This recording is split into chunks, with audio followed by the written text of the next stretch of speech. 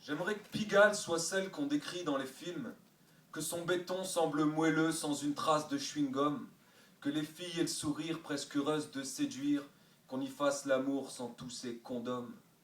Pigalle, fief de Gomorrhe et Sodome.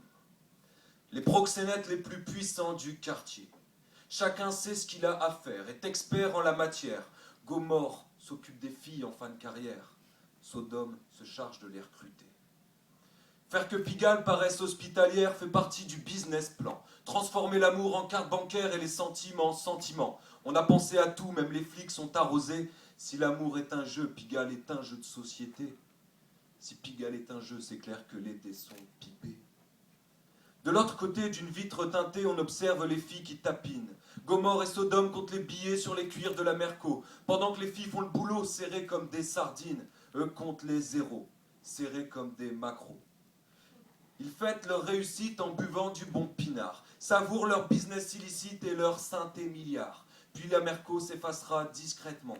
Il n'est pas d'heure, l'heure des premiers clients. Becky est princesse du bitume, c'est son surnom d'artiste. Elle a le visage d'une princesse, mais les habits d'une putain. D'abord, les dentelles ont fait place aux résilles, puis les aiguilles ont poussé sous ses escarpins. Becky culmine à 18 cm, elle se rapproche du ciel. Mais Becky est connue et ça lui fait pousser des ailes. Tout Paris l'a tronchée, enfin c'est ce qui se dit. On connaît tous un client qui a dormi sur la béquille. Quand l'aurore se pavane sur le corps de ces dames, de l'encre a coulé sous les ponts. Becky allume une dernière cigarette, une ultime allégeance au goudron.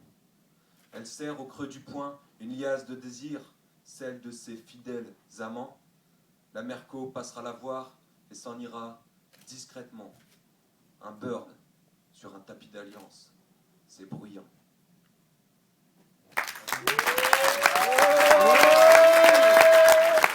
Serato.